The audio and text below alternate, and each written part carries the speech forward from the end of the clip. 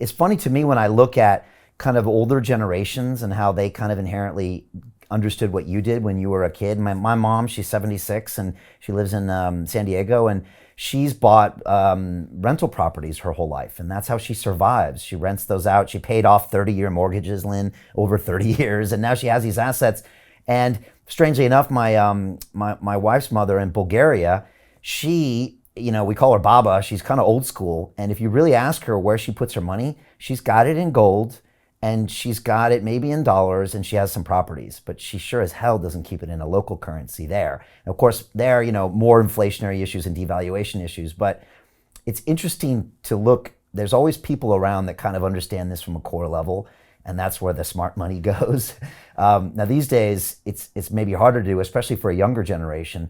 My daughter at 17 just owned her first asset, which is a piece of cryptocurrency. I don't think I owned an asset till I was in my 30s, because unless you owned real estate in the States, you never really would own an asset unless you went out of your way to get educated.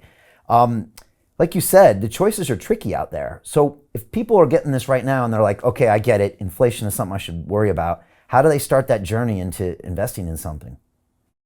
Probably the first thing is research it, right? So just research, stocks, precious metals, real estate, Bitcoin, these different asset classes. Right now, it's cash and bonds that are the ones that, historically you'd research how bonds work too, but right now bonds are in the same boat as cash, where they're rather poor investments. So basically, start by researching some of those inflation protected assets.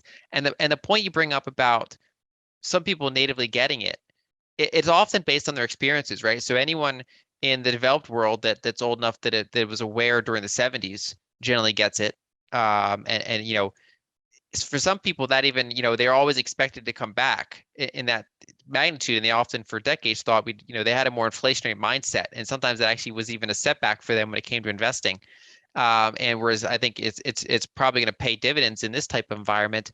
And people in emerging markets often get it because those countries are more prone to currency problems, currency devaluations, high inflation, broken currency pegs, right? So like I have a friend in Egypt, and I think it was back in 2016 they broke a peg, and so the Egyptian pound lost about half of its value practically overnight. So you wake up and your savings are cut in half in terms of purchasing power, and so there's this tendency to shovel the currency into hard assets. Like basically they do a plan where they want to buy a house. They don't do 30-year fixed mortgages there, but they'll have like a 7-year payment plan, and you're kind of you're contributing to the construction of that house, and it's considered risky, but it's basically their main way to invest. You're getting into those harder assets, and so for many places, real estate's the go-to one because everybody can intuitively understand it, right? So I mean, we even kids play video games where you like build your own house, right? In your virtual world, you decorate it, you invest in it over time, right?